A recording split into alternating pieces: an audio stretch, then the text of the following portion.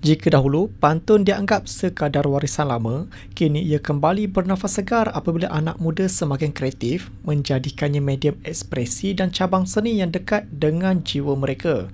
Bagi pemantun Sekolah Menengah Kebangsaan SMK Bukit Sentosa 2, Nurin Inas Hanania Muhammad Yusof, 16 tahun, pantun sudah menjadi sebahagian kehidupannya sejak tingkatan 2 lagi sebelum semakin serius menyertai pertandingan apabila melangkah ke tingkatan 4 tahun ini.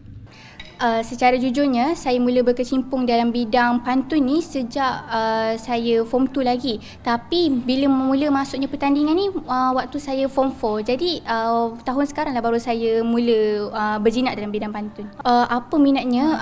Bila kita kena buat rima tu, kita kena matchkan dia dengan ayat-ayat. Lepas tu bila kita kena jual, kita kena beli pantun tu, itu yang menarikkan minat saya untuk pantun. Rahsia saya, kita kena buat pembayang yang mantap dulu. Bila pembayang tu dah mantap, kita dapat terus ayat-ayat seterusnya untuk kita rangkakan pantun kita tu.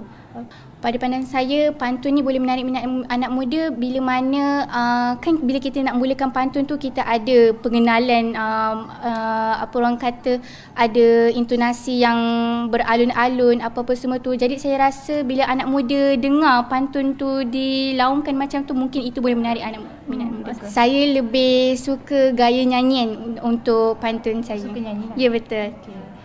Nurin Inas Hanania berkata demikian ketika ditemui pada suku dan separuh akhir pertandingan pantun bertemakan peribahasa DRB Highcorp bersama Harian Metro 2025 di Menara Dewan Bahasa dan Pustaka DBP Selasa lalu. Sementara itu, Azri Zafir Hazmi Syakrul Bakri, 15 tahun dari Sekolah Agama Menengah SAM Bestari Subanjaya pula berkata pertandingan pantun anjuran Harian Metro bersama DRB Highcorp itu mencipta keunikan tersendiri berbanding program seumpamanya pernah disertainya sebelum ini. Tiba-tiba kita orang tahu yang daripada kerjasama DRB Highcom dengan daripada Harian Metro dapat adakan satu pantun bertemakan peribahasa. Lepas tu saya tengok, pantun ni sangat menarik sebab konsep kali ni, pantun kali ni dia lain pada lain. First daripada video, lepas tu daripada gambar, lepas tu lawan-lawan biasa, lepas tu last sekali lakonan. Macam selama ni saya semua lawan biasa-biasa yang betul-betul mengasah minda. Lepas tu pantun ni pun saya rasa satu benda yang sangat mencungkil bakat. Sebab apa? Pantun ni pun kalau kita dapat pantun tu, waktu tu juga kita kena fikir. Macam pertandingan lain kita boleh ready sebelum pertandingan, tapi yang ni 3-3 round semua spontan. Kalau pantun yang kali ni semua konsep semua spontan.